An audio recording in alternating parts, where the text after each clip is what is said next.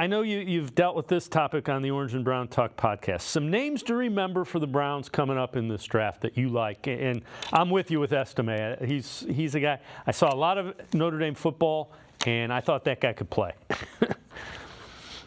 Yeah, I mean, I've said before, I know people got turned off by the fact that, he's just not he wasn't a fast guy, that he ran the 40 in 4.71 seconds, that, it was kind of a turnoff for him. But for me, that's not his game. I don't think, like I said, he's never going to be a guy who's running away from people. He's going to be a guy kind of in the build of an Isaiah Pacheco, who I think is just going to rip off chunk plays, David Montgomery like as well. Those would be the two guys I would most think of when I think of Audric Estime. And I mean, what team wouldn't want to have one of those guys who's just a pain to tackle, who's extremely just tough to bring down in the open field, and who's got a little more fluidity and vision than you would kind of expect for a back of his size. He plays with more than power is basically the number one thing I want to say about Audric Estime. He's probably getting undervalued because he doesn't have that home run ability. So who are some other names to listen out for, you think?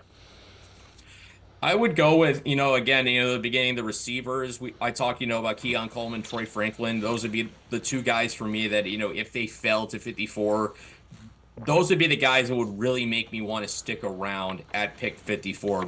And those are guys that play different style games. Keon Coleman, I think, he's got a lot of physical similarities to Cedric Tillman, although I think he's more polished. Coming out of Florida State, he's another young player. Again, fits into that Andrew Berry archetype that I talk about, young Power 5 players. And the thing with Coleman, he did not have a good 40 time, but if you watch the combine, if you paid attention to him run the drills, he was faster in those drills than he was in the 40. So that tells you, he's just a football player. He just knows how to get up to that speed.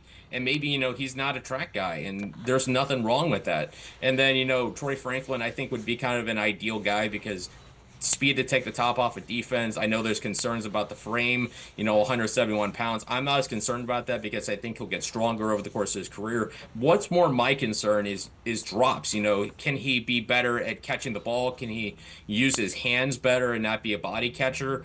But I think that was the same kind of thing we were talking about with Christian Watson, the different builds, but I don't think anybody in Green Bay is regretting the Packers taking Christian Watson a couple years ago, but because when he's been healthy, he's been an effective playmaker.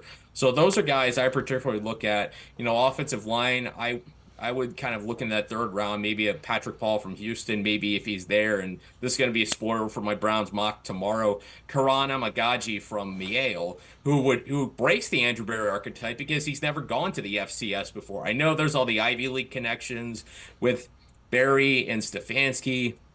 And I think Amagaji would be the first FCS player that they've taken. But the reason I would consider him, maybe not in the second round, but in the third round, I've said before, I don't know if I would take a tackle at 54. I would certainly take one at 85 because I'm much more concerned about the future of the offensive guard than offensive tackle. Because as when you had Fred Greedham on earlier, he was talking about, how do you know the guy you're replacing is for sure going to be better than Jedrick Wills? And with Wills, he's not necessarily a guy that, is playing like a top 10 pick, but before his injury, he was playing some of the best football of his career. So I think, maybe he really shines this season under Andy Dickerson, proves he's a good enough left tackle. Maybe you sign him to, maybe not a long-term extension, but kind of in the hockey world, a bridge contract, a 2-year deal, give him a chance to continue to prove himself. And then you would plug Amagaji in as a guard, to add depth behind Joel Bitonio and Wyatt Teller.